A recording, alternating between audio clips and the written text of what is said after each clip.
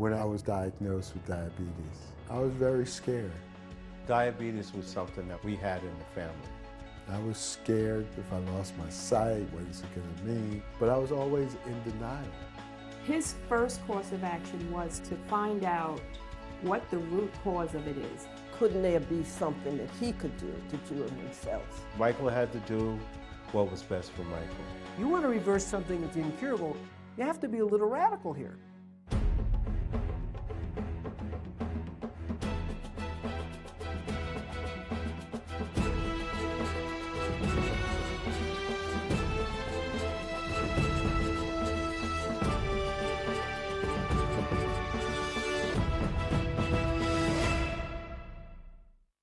Welcome to The Incurables. I'm Don Wildman. Michael Collins readily admits that he's responsible for his health issues. Heredity probably played a factor, but a lifetime of poor eating habits and a stubborn refusal to change his ways are the primary reasons Michael found himself with advanced diabetes. Even after doctors warned him of all the dangers the disease can present, including eventually death, Michael continued with his poor nutrition choices. It seemed he was determined to self-destruct. That is, until an optometrist confirmed his diabetes was affecting Michael's vision and would soon cause him to go blind. This startling revelation set Michael on a course of self-reflection that would take him face to face with the hard truth about his destructive relationship with food. My emotions and food goes way, way, way back. In that period when I was re-diagnosed with diabetes, I kind of shut myself away from people. If I didn't want to deal with something, I could just always eat and just shovel food down. You know, it was part of my pattern because I would eat. In eating the heavy foods, I would go into sleeping, and sleeping meant I didn't have to deal with the world. My mother was dying of cancer. There was so much going on inside of me emotionally. And for me, food, which had always been a comfort for me, really became a comfort. I'd go to visit my mom's, I'd go to the hospital cafeteria, I'd have turkey burgers, I'd have this, I'd have that. Then I found they had the juice machine. And you know, that was just drinking pure sugar. Between the stress of my mother being sick, stress of work, and just eating the wrong foods, that was, you know, the worst of worst times. Michael grew up in the 1950s and 60s on the west side of Long Island. He enjoyed school and by all accounts was a good student. He was equally enthusiastic about sports. He was active in everything. In junior high school and high school, he played football, he played basketball, he played lacrosse. Growing up in Long Island, you gotta remember something, there's a subculture here. You know, in Long Island and in Maryland, you know, young kids play lacrosse. So yeah, he was always active, always into sports. He was a great lacrosse player, really was. Michael was intellectual, he was athletic, and kind of quiet and shy, but he'd smile and go out of his way to just let me know that he knew I was looking at him and smiling. He'd smile back. He was the apple of everybody's eye. He was always happy-go-lucky. He just brought joy to the family. One of Michael's greatest pleasures was food. Stories about me eating were legendary. Michael was the ultimate omnivore. He always ate. He ate everything but the "thank you, come again" on the menu. Michael had always had this obsession for sweets. He said, "I'll make your cake like Grandma used to make." But the thing is, he would eat half of the cake before I could get to it. But back in those days, I was very athletic, so it didn't really catch up on me, didn't really show on me because of my lifestyle then. Diabetes was always something that we had in the family. And my mother would always tell me, you gotta be careful, you gotta be careful. Yet, as a child, I had no idea what the sugar was doing to me. I had no idea what it could do to me. While in college, Michael developed an appreciation for poetry and studied yoga. He explored spiritual and metaphysical teachings, but eventually he left them behind to pursue what most would consider a normal career path. I wanted to go into the corporate world because I wanted to make my parents, quote unquote, proud of me. You know, when I look back on it now, I felt like that was the beginning of me selling my soul. It was a shift. It was more of a sedentary lifestyle. You know, with my worst weight, I had gone up to 285 pounds. We were concerned when his weight started getting up, 230, 240. You know, he's never been that heavy. We knew something had to change because he was definitely going in the wrong direction. Michael continued to eat like he did when he was active, but now the pounds weren't coming off. The extra weight he carried started to cause health problems, so he went to see the doctor. In 1991, I was first diagnosed with diabetes. And, I didn't take it seriously at all. I always thought that I could reverse it with diet, but I wasn't consistent. He would binge. He would go no meat for 6-8 months. Then he would eat hamburgers galore. What I thought was a good diet there was still so much crap in it. It was quite sobering. I didn't really detect a note that he was totally despaired. Michael is not prone to wear his heart on his sleeve, but I knew it was very serious. I just didn't know what to say or how to really handle it. To see that now he has this sugar, which ran in our family, sometimes it skips a generation and everything. It really hurt me to my heart that it had to fall on him. Mike has always been in and out of his diet, and this was about the call to either be in or out. And in 1998, I was re-diagnosed with diabetes, and I was still in denial. It was probably the lowest I had ever seen him, and it scared me because I could tell he was scared. He didn't seem to be in control like he usually was. I had very good intentions, but I had very bad information. And as they say, the road to hell is paved with good intentions. The food that had always provided comfort for Michael Collins had now become a crutch. And while it may have supported him somewhat emotionally, physically, his eating habits had begun to have serious consequences. And back then, I didn't understand, what my A1C, what the scores were, what they meant. I didn't want to prick myself and take my blood sugars. Part of me was foolish. Part of me just didn't know the severity of it. Part of me didn't know the cruelty of diabetes. It was really hard to accept. It really hurt me. It was a scary time. Diabetes can rob you of limbs, rob you of your life, rob you of your sexuality. You can end up on dialysis. Diabetes will break down your whole system. I was frightened. I was fearful because I thought that he would journey out if he did not truly anchor himself and shift his diet. Doctors constantly wanted to put me on medication.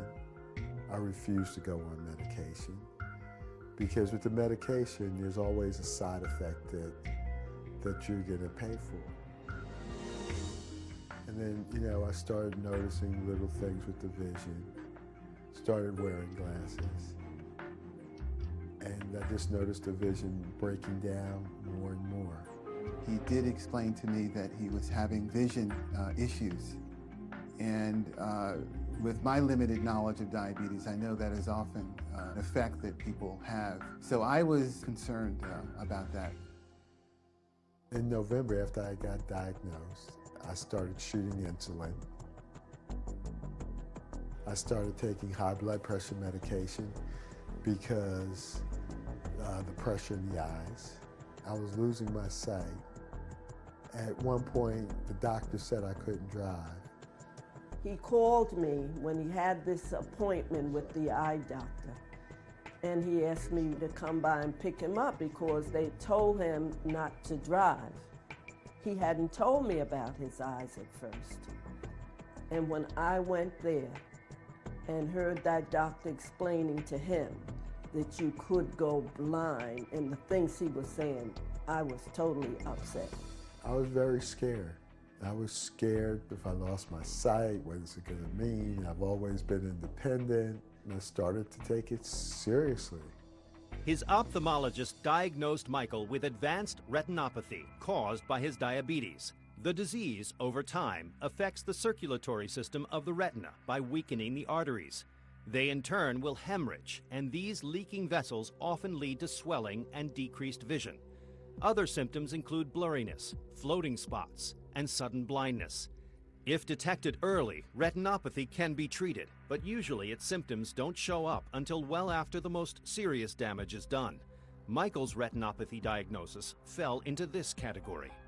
He wanted me to come back within the next week. He wanted to start the process of lasering my eyes. So I went for a second opinion, and he put the fear of God into me that I'm going to have, my eyes lasered, I'll be disabled, and eventually to blindness. Michael decided to allow doctors to perform the pan-retinal photocoagulation procedure on his right eye. This laser surgery is intended to stop the progression of the condition by sealing leaking blood vessels. It was just painful. It was very invasive. And I didn't feel good about it. And I would not recommend it for anybody. The doctor wanted him to have surgery again on the other one, and here he's not really sure of the first eye. Michael was always doubtful with doctors. That couldn't there be something that he could do to cure himself? After years of refusing to deal with his diabetes, the threat of blindness finally convinced Michael Collins to see the light and take action. He agreed to let doctors operate on one of his eyes, and the experience left him both frightened and depressed. He had to find a different way out because this course of action and this disease had become too much to bear. After I had my eye lasered, I started losing my balance. And I guess my body was dehydrated because I always felt like I was passing out. I had started altering my diet, but I didn't really know what to eat. Michael became aware of the Tree of Life Rejuvenation Center run by Dr. Gabriel Cousins. Their program is centered on a detoxification procedure that includes fasting, spiritual retreats, and health education programs. Michael connected with the concept. Dr. Cousins was going to be in New York City, and I went into the city to see him. And the next day, after the consultation, I was out on a plane going out for the Reversing Diabetes program. I said, there's no cure for diabetes. And I didn't want to see him get let down in spending money. It wasn't so cheap, but your life, is worth whatever. My response to him going to Arizona was, go for it. Try something different. Michael had to do what was best for Michael, and that's what he did. It's important to understand our approach, what we call it a reversing diabetes naturally approach, 21-day program, is we really treat everybody the same. Now, everyone gets a diabetic workup. Everybody starts with a 7-day green juice fast, and this is the time we help people come off their insulin. While that's going on, the program consists of yoga, meditation, and then there were meetings. I'd meet with Dr. Cousins every morning. The problem when you're fasting is you move very quickly and you can go into insulin shock. So we're monitoring 4 times a day, and it's pretty intense to make this work right. My blood sugar was coming down. I believe my blood sugar was maybe in the 80s, which is very normal. And I stopped taking all medication. The second week is addressing what we call the psycho-emotional aspects. And almost everybody with diabetes has psycho-emotional aspects. It's just the way it is. Metaphysically speaking, if there's a cause for diabetes, What has been written is that diabetes is about looking for sweetness outside of yourself. The truth is, there's never enough food for a hungry soul. So we address that because you have to be able to live this lifestyle. It was about me. It was about me not feeling good about myself. It was about me looking for love outside of myself, which are all psychological symptoms of the diabetes. The third cycle is training people of how to prepare proper foods.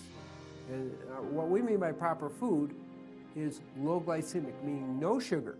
Once they're stable in what we call non-diabetic physiology, then they can move to what we call phase 1.5 and can have what we call low glycemic foods. Still, forever no white sugar, because it's really not good for anybody. The changes that Michael experienced in just the first few days convinced him that he had made the right decision. It was amazing. I felt my strength coming back. And then, all of a sudden, I went through a healing crisis. And for the remainder of my stay, I was very sick. My system was starting to clean itself out and starting to rebuild itself. But in the process, I felt really, really, really bad.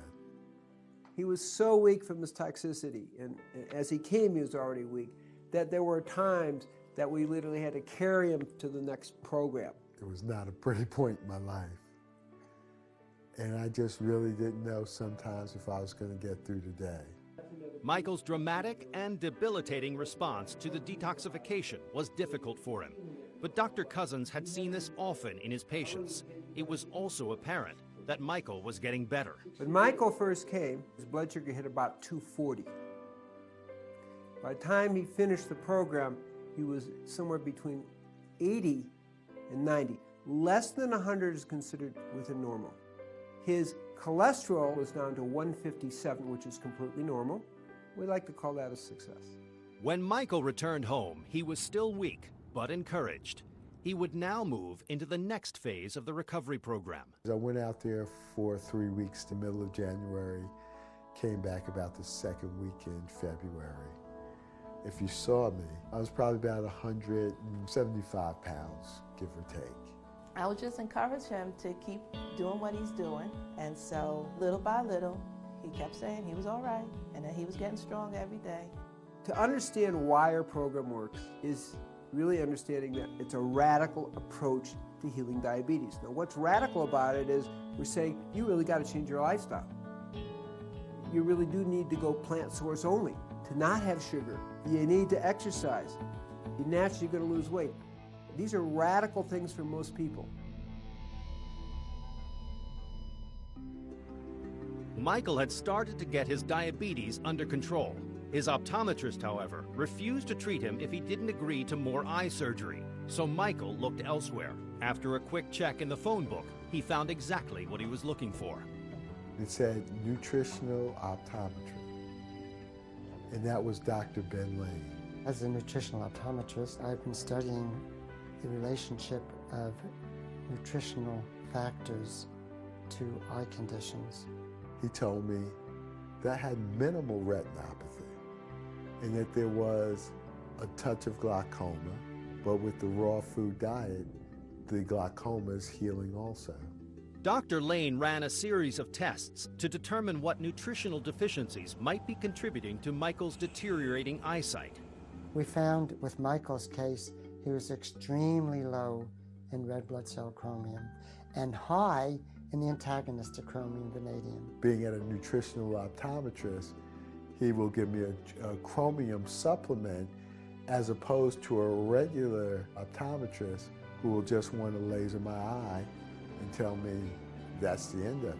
He was already doing an excellent job in going to raw foods and starting to get vitamins and nutrients that he needed and starting to lose weight and starting to normalize his blood sugar level. So I think what we did mainly was to give Michael support and monitor and see that he doesn't get into trouble. After working so hard to get to this point, Michael had no intention of letting himself or his family down again. Michael's recovery from his diabetes is nothing less than miraculous. I couldn't believe it. I didn't think that there was any cure for sugar diabetes. And to look at him today and he's smiling, it's a whole new Michael. You have to get your mind right first to get your body right. And then once you start doing those things, other things in your life will be right. I feel extreme joy and happiness for him, and also selfishly for myself, because, you know, he's my dear friend. And I know that it's important to him to have the same quality of life that he's always experienced. What I want to do is show people that have, quote unquote, incurable diseases, that nothing is incurable. Michael Collins' lifelong battle with food and his refusal to acknowledge the severity of his diabetes could have cost him a lot more than his eyesight. Fortunately, he decided to take responsibility for his health, and with a naturopathic approach, he was able to regain control of his health and save his life.